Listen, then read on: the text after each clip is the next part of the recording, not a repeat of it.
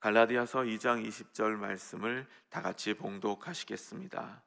내가 그리스도와 함께 십자가에 못 박혔나니 그런즉 이제는 내가 사는 것이 아니요 오직 내 안에 그리스도께서 사시는 것이라.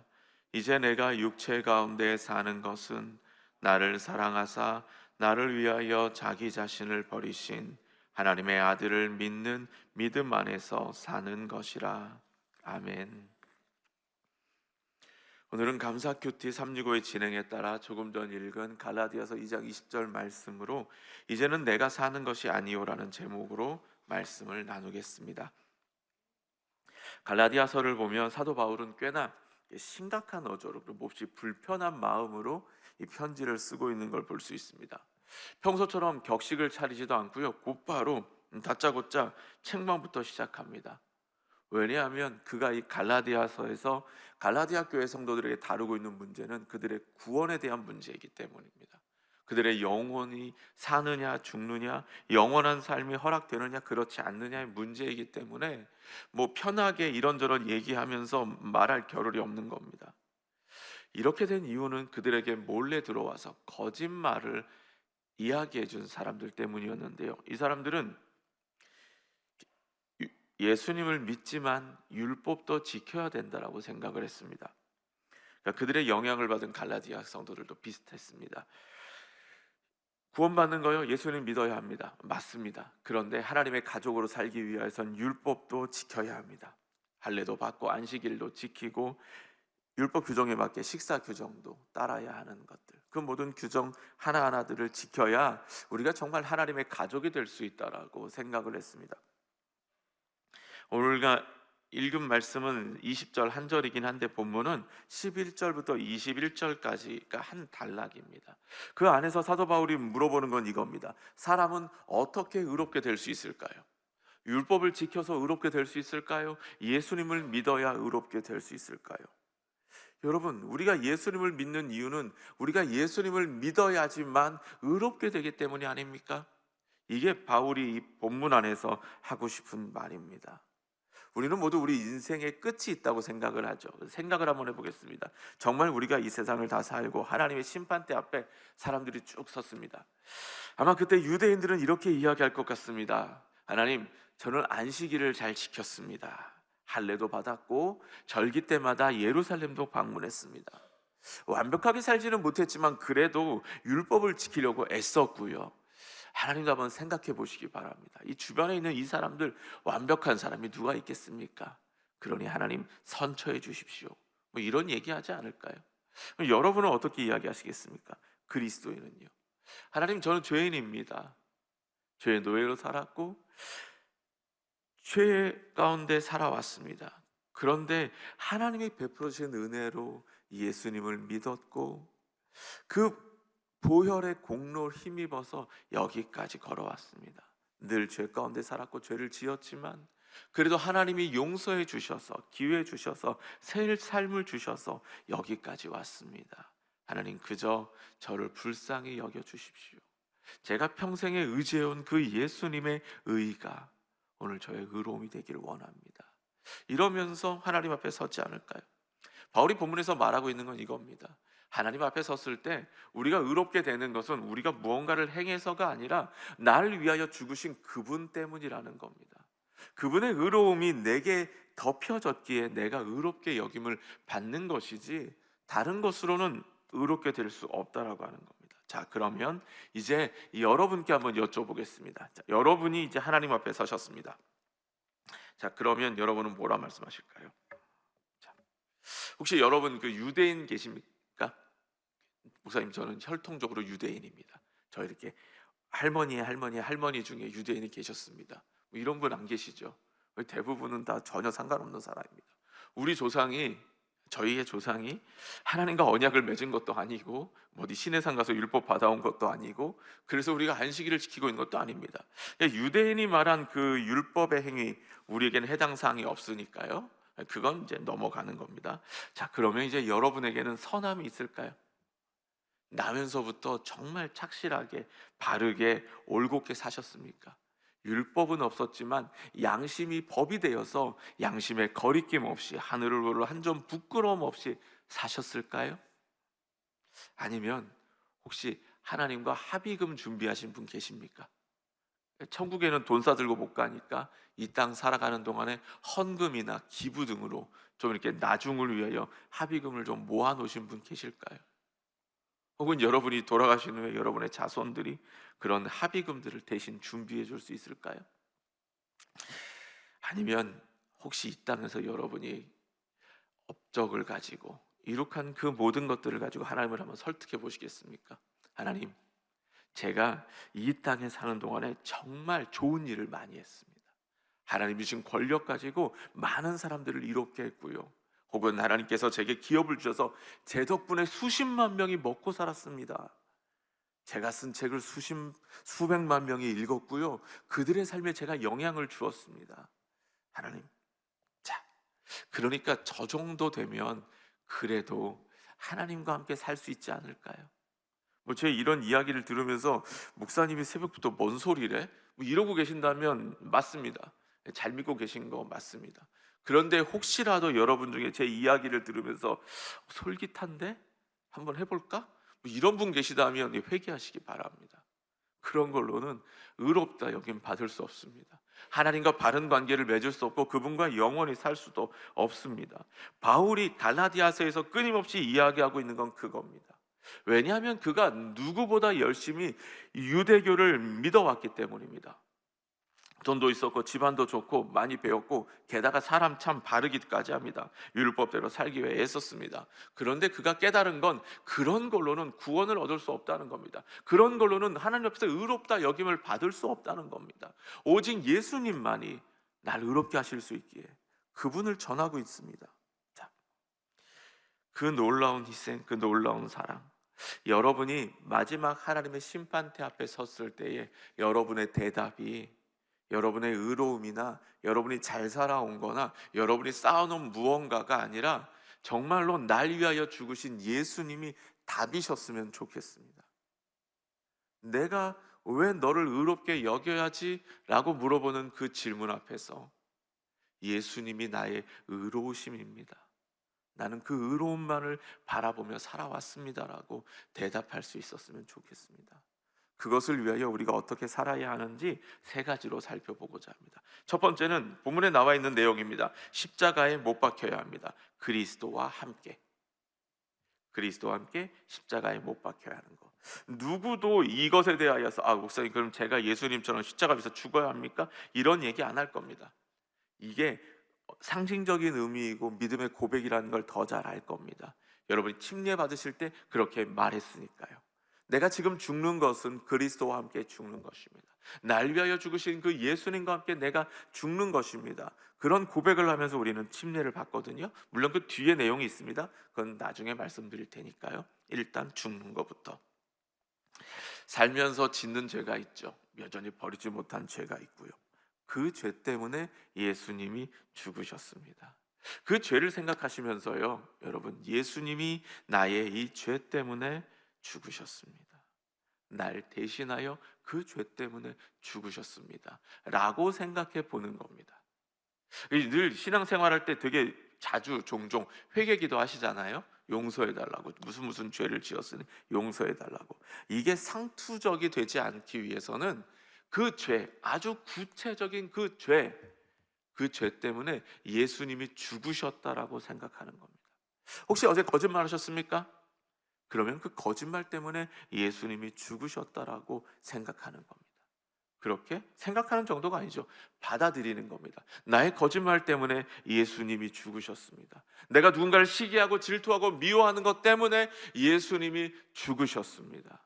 그것만이 아니라 예수님과 함께 거짓말하던 나는 죽었습니다 라고 고백하는 겁니다. 다른 사람을 미워하고 원망하고 시기하던 나는 예수님과 함께 죽었습니다 라고 고백하는 겁니다. 회개는 그런 겁니다. 예수님이 날 위하여 죽으셨고 나도 거기에 함께 죽었다라고 말하는 것. 자, 평생을 사는 동안 죄를 지으십니까? 그럼 아마 여러분은 평생 예수님 십자가에 못 박을 겁니다. 그 마음으로 사는 겁니다. 제 회개했습니다. 끝. 이게 아니라요. 나의 그 죄 때문에 예수님이 죽으셨고 나는 그 자리에 죽었습니다. 그렇게 말입니다. 그렇게 평생을 살다가 하나님 앞에 섰을 때 고백할 수 있었으면 좋겠습니다. 하나님, 저는 죄인이었고 죄 가운데서 건짐받았지만 여전히 죄를 지으며 살았습니다. 그런데 그 죄를 위하여 예수님이 죽으셨고 그 돌아가신 자리에 저도 함께 죽었습니다. 그러니 이제 저를 대신하여 죽으신 그 예수님의 의로우심을 의지합니다. 하나님, 저를 불쌍히 여겨 주십시오. 두 번째입니다. 예수님과 함께 십자가에서 죽었다면 그 후에는 그리스도께서 살게 하시기 바랍니다. 죽은 거로 끝이 아니잖아요. 우리에겐 생명이 있으니까요. 생명의 모든 기회가 주어졌으니까요. 그럼 어떻게 살아야 하는 걸까요? 그리스도께서 사시게 하는 거는요, 아주 간단합니다. 예수님이라면 어떻게 하셨을까 생각하면서 사는 거겠지요. 자, 예수님이라면 어떻게 하셨을까요? 그 상황에서 예수님이라면 뭐라고 말씀하셨을까요? 여러분이 예수님을 구주로 영접한 이후에 예수님이 여러분 안에 계십니다. 여러분을 주인 삼아서 여러분의 마음을 집 삼아서 그곳에 거하십니다. 그리스도께서 내 안에 사시고 내가 그리스도 안에서 산다라고 하는 건 그겁니다. 예수님이라면 어떻게 하셨을까? 그런데 여러분, 이거 진짜 쉽지 않습니다. 그렇지 않습니까?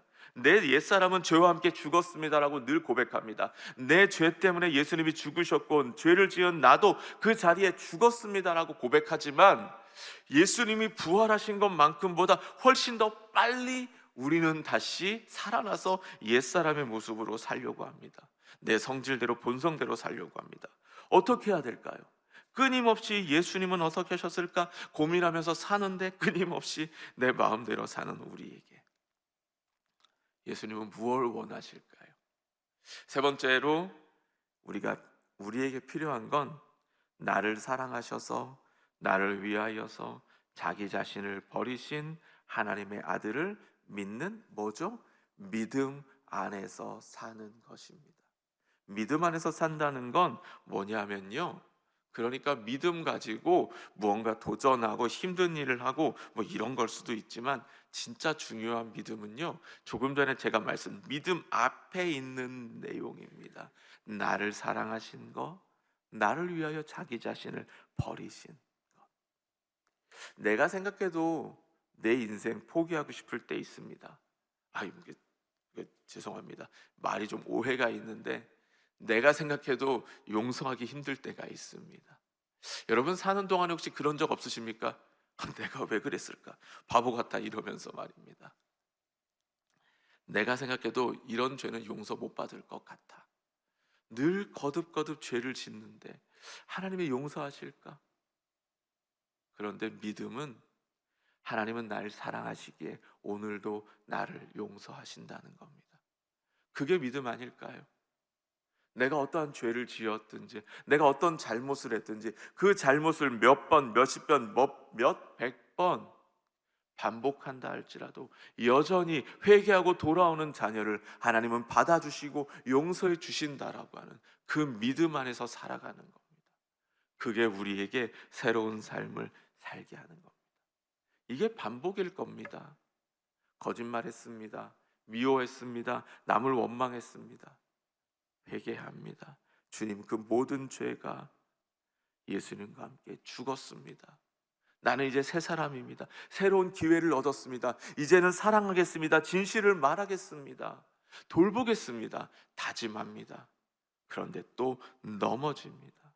하지만 날 위하여 죽으신 그분에 대한 믿음이 있기에 다시 또 돌아와서 하나님, 저는 죄인입니다. 저의 거짓말 때문에 예수님이 죽으셨습니다. 그 죽으심 때문에 제가 다시 새로운 삶을 얻기를 원합니다. 하나님 용서해 주십시오. 제게 새 삶을 주십시오. 이런 계속된 반복된 삶, 이게 그리스도인의 삶이라고 하는 겁니다. 이게 나를 사랑하셔서 날 위하여 대신 죽으신 예수님을 믿는 믿음 안에서 살아가는 것입니다. 이렇게 평생을 살았을 때에야, 그렇게 평생을 산 사람만이 하나님의 심판대 앞에 섰을 때에 내가 아니라 예수님을 믿고 예수님을 의지하면서 그분의 의로움을 의지하면서 살아왔다라고 말할 수 있을 겁니다. 사실 우리 인생은요, 앞으로 살아가야 될 날이 참 많습니다. 그 자리 앞에서 누가 의롭다고 여김을 받을 수 있을까요? 우리 가운데 누가 하나님 앞에 섰을 때 난 의롭습니다, 난 떳떳합니다, 난 최선을 다했습니다, 누구보다 열심히 살았고 누구보다 주님을 사랑했고 누구보다 헌신했습니다, 잘했죠, 하나님 저를 의롭게 여겨주시겠습니까? 아무도 말 못할 겁니다. 왜냐하면 누구도 예수님이 죽으신 것만큼 그렇게 온전히 사랑하며 죽을 정도로 헌신할 수는 없기 때문입니다. 그럴듯한 희생도 그럴듯한 헌신도 다 그 속에는 자기 만족, 자기 유익, 기만이 있습니다. 때로는 스스로를 속여가면서, 때로는 남들을 속여가면서 그럴듯한 이유들로 하나님의 영광이라는 이유를 대가면서 그렇게 살아가는 게 인간입니다. 그게 아니었다면 예수님이 우리를 위하여 죽으실 이유도 없었겠죠. 사도 바울도 그의 모든 삶을 예수님 앞에서 날마다 죽는 모습으로 살아갔는데 우리가 과연 얼마나 하나님 앞에서 의롭다고 내세울 것이 있을까요? 하나도 없을 겁니다. 예수님을 믿는 믿음 안에서 사는 거요? 간단합니다. 그분처럼 사는 겁니다. 여러분도 굉장히 잘 알고 있는 예수님이 말씀하신 비유가 있습니다. 1만 달란트 탕감받은 사람의 이야기입니다. 자, 어떤 주인이요, 그에게 1만 달란트 빚진 사람의 잘못을 다 용서해주고 그의 빚을 탕감해 주었습니다. 그런데 이 사람은 자신에게 100데나리온 빚진 사람을 용서해 주지 않았습니다. 그를 데려다가 가두어 두었습니다. 너 그거 갚을 때까지는 못 나와 라고 말합니다. 주인이 화가 나서 이 사람에게 너도 갚어 라고 말했습니다. 자, 이 이야기 속에서 여러분은 누구일까요? 여러분 누구실까요? 혹시 오늘도 100데나리온 빚진 자처럼 살고 계십니까? 우리는 모두 1만 달란트 빚진 자입니다. 무슨 수를 써도 갚을 수가 없는 그런 죄로 용서받은 사람들입니다. 그렇다면 우리도 용서하는 것이 맞지 않겠습니까? 우리보다 부족한 사람들 품어주는 게 맞지 않겠습니까? 나보다 어려운 사람들 돌보는 것이 맞지 않겠습니까? 그게 내 안에 그리스도께서 나를 사랑하셔서 날 위하여 죽으시고 내게 새 삶을 주신 그분에 합당하게 사는 것이 아닐까요? 사람들은 기독교 신앙에 대해서 오해를 하면 예수님이 날 위해서 죽으셨으니까 이제 나는 하나님이 주신 새로운 삶을 이 땅에 사는 동안에 복 잔뜩 받아가면서 내 마음대로 내 눈에 보기 좋은 대로 마음껏 살다가 마지막에 식사 마치고 식사비를 지불하듯이 예수 그리스도 카드를 딱 꺼내는 게 기독교 신앙이라고 생각을 합니다. 아닙니다. 기독교 신앙은 날 대신해서 죽을 만큼 내가 그렇게 사랑받을 만한 사람이 아닌데 그런 나를 사랑해 주신 것, 그것에 감사하며 살아가는 겁니다. 난 그렇게 가치 있는 삶이 아닌데, 내가 생각해도 그렇게 보배롭지 않은데 날 위하여 죽을 정도로 날 가치 있게 여기셨고 내 삶을 그렇게 가치 있다고 말씀하시기에, 내 삶을 향하여 그렇게 보배롭다고 말씀하시기에, 그러면 나도 그렇게 좀 가치 있게 살아볼까? 보배롭게 살아볼까? 그래서 예수님처럼 살려고 애쓰는 삶입니다. 늘 넘어지고 넘어지기에, 그래서 매 순간 예수님의 보혈의 공로를 의지하는 삶이고요, 연약하니까 성령님께 도와달라고 매 순간 기도하면서 살아가는 삶입니다. 그렇게 평생을 살다가 마지막에 하나님 품에 안기는 삶입니다. 자랑할 것 하나 없으니까 오직 예수님만 자랑하다가 그렇게 자랑하던 주님 만나서 기뻐하는 삶이 그리스도인의 삶이라는 걸 여러분 기억하셨으면 좋겠습니다. 많은 사람들이 신앙에 대해서 오해를 합니다. 그래서 자칫 잘못하면 모세가 말한 율법 정도는 아니지만 시내산에서 받아온 것도 아닌 내 경험과 내 고집과 내 자아가 잔뜩 섞여 있는 법을 만들어서 이 법에 맞게 살지 않는다고 다른 사람 정죄하고 내 삶을 각세우며 살거나, 혹은 예수님의 희생이 아무렇지도 않은 것처럼 다시 세상으로 돌아가 허랑방탕하여 살다가 마지막에 예수님 카드 하나 띡 내밀고 끝났다고 생각하는 것처럼 살아가는 삶입니다. 바울이 말하는 건 이쪽도 이쪽도 아닙니다. 날 사랑하신 그분, 그분을 믿으며 오늘도 의지하며 살 수 있게 되길 간절히 소망합니다. 아직 기도하겠습니다. 하나님 아버지, 우리를 사랑해 주시니 감사하고 우리의 인생을 향하여 가치 있게 보배롭게 살 길 가르쳐 주시니 감사합니다. 그 삶 더 가치 있게 살기 원합니다. 예수님처럼 살기 원하고 성령님과 동행하며 살기 원합니다. 부디 우리를 불쌍히 여기셔서 죄에서 다시 일어나 믿음의 길 걸어갈 수 있도록 도와주시고, 우리 옆에 쓰러져 있는 사람들 돌보면서 토닥이면서 어깨 다 토닥여주고 손 잡아주고 함께 걸어갈 수 있는 그런 여유로운 마음도 우리에게 허락하여 주시옵소서. 예수님이 우리를 용서하신 것처럼 우리도 우리 옆에 있는 사람들을 용서하며 웃어주며 살 수 있도록 은혜 베풀어 주시옵소서. 하나님께서 오늘도 우리의 삶을 통하여 행하실 일들 기대하며 예수님 이름으로 축복하며 기도하였습니다. 아멘. 하늘에 계신 우리 아버지여, 이름이 거룩히 여김을 받으시오며 나라가 임하시오며 뜻이 하늘에서 이루어진 것 같이 땅에서도 이루어지이다. 오늘 우리에게 일용할 양식을 주시옵고 우리가 우리에게 죄 지은 자를 사하여 준 것 같이 우리 죄를 사하여 주시옵고 우리를 시험에 들게 하지 마시옵고 다만 악에서 구하시옵소서. 나라와 권세와 영광의 아버지께 영원히 있사옵나이다. 아멘. 이제 함께 기도하는 시간입니다. 먼저는 나라와 민족을 위해서 기도해 주시기 바랍니다. 여의도 순복음교회와 이용훈 대표 총회장님의 목회 사역과 건강을 위해서 기도해 주시고요. 여의도 순복음 분당교회와 황선옥 담임 목사님의 목회 사역과 건강을 위해서 기도해 주시기 바랍니다. 교회 재직과 주의 종들, 파송된 선교사님들을 위해서 기도해 주시고요. 10월 26일 토요일, 이번 주 토요일입니다. CGI 기도 대성회에 메인 찬양팀으로 서게 되는 우리 교회 찬양팀 통해서 하나님 큰 영광 받으시도록 기도해 주시기 바랍니다. 그리고 11월 6일 수요일 교회 창립 32주년 축복성회가 가장 복된 날이 되도록 기도해 주시기 바랍니다. 다 같이 주여 삼창하시고 통성으로 기도하겠습니다. 주여, 주여, 주여.